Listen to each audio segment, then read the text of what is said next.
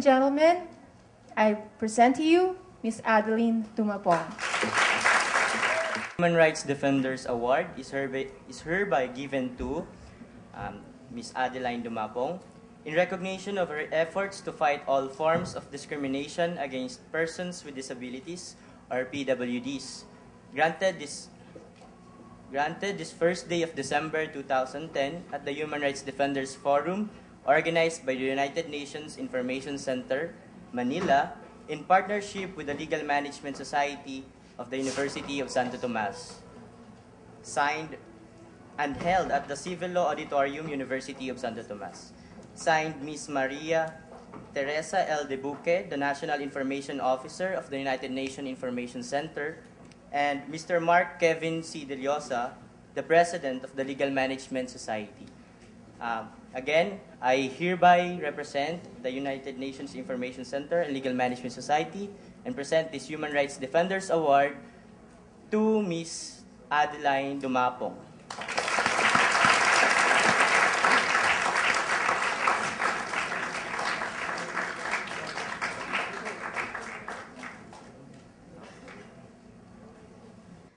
Ayan.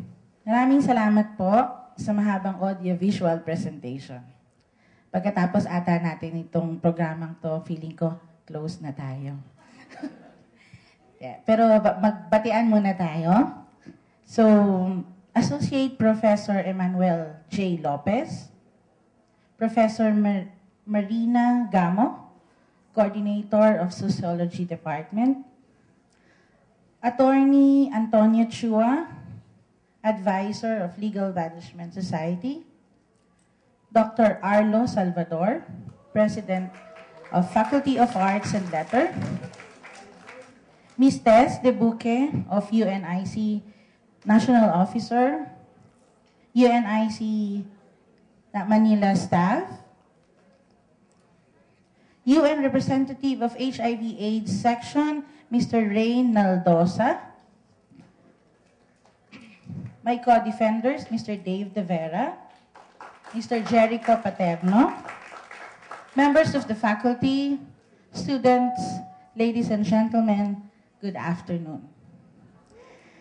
I was quite surprised when I received a call from UNIC Manila informing me of this recognition as a defender for persons with disabilities. I also thought that all I had to do was to come here, accept the citation, at mag-picture-picture lang. Nang malaman ko pong kailangang magsalita sa inyong harapan, gusto kong sabihin, pwede bang proxy na lang? You see, I am an athlete. I am not a public speaker.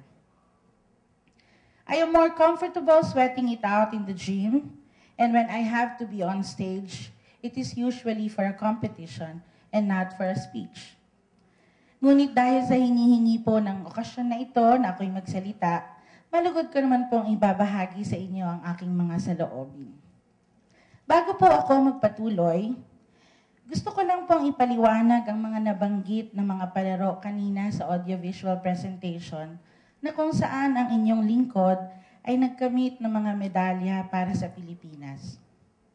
Alam ko po na ang Olympics, Asian Games, and Southeast Asia, ASEA Games, ay mga torneo na pamilyar na sa inyo.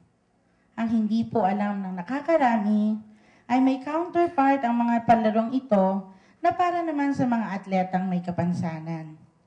Ito ay ang Paralympic Games, nakatumbas ng Olympics, ang Asian Para Games na katulad naman ng Asian Games, at ang ASEAN Para Games para naman po sa SEA Games.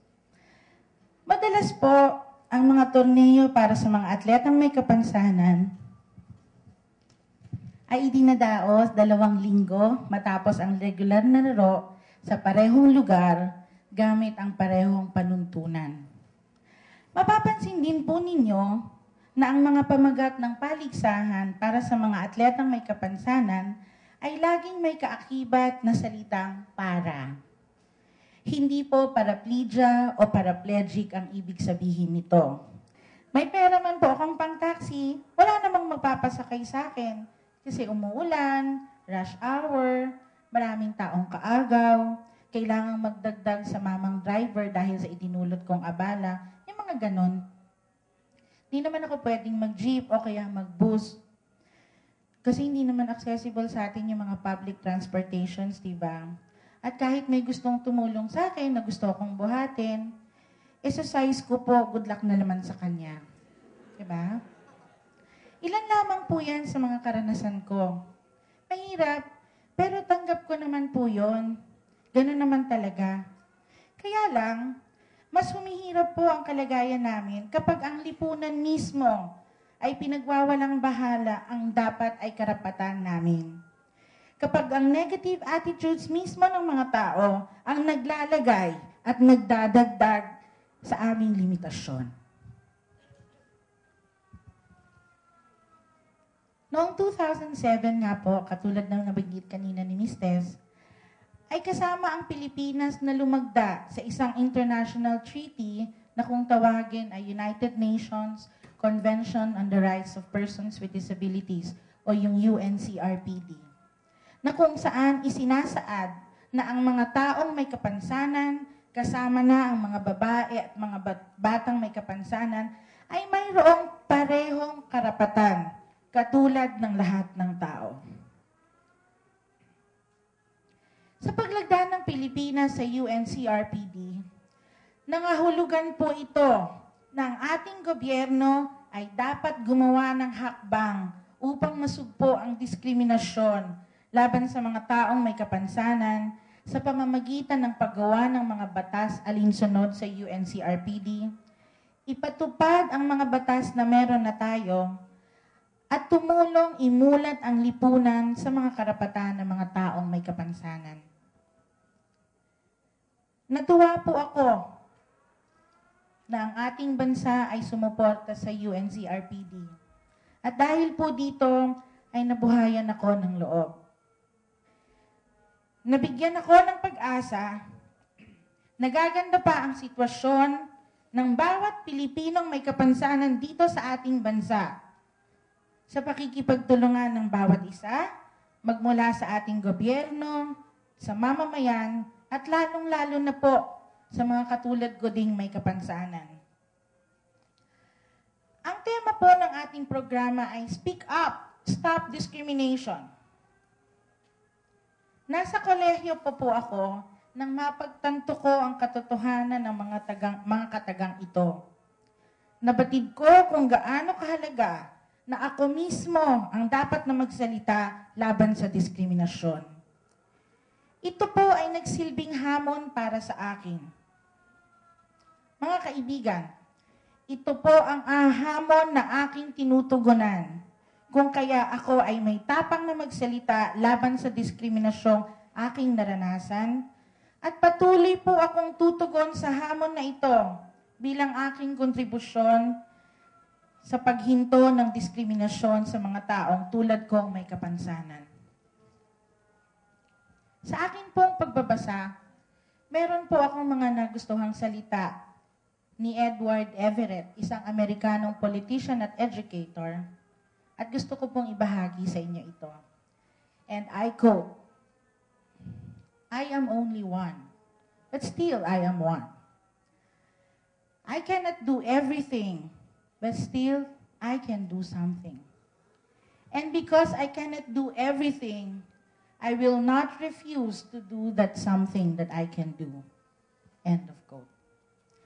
This quotation has inspired me to go on speaking up against discrimination, as it is something that I can do. I speak up not to create enemies, but to help enlighten and teach people that we too have rights just like everyone else.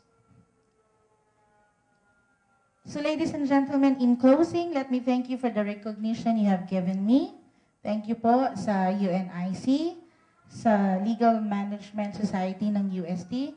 Maraming salamat po sa pagdalo ninyo. Thank you very much for listening. It's truly my honor and pleasure to be here with you today. God bless you all. Mabuhay po kayo.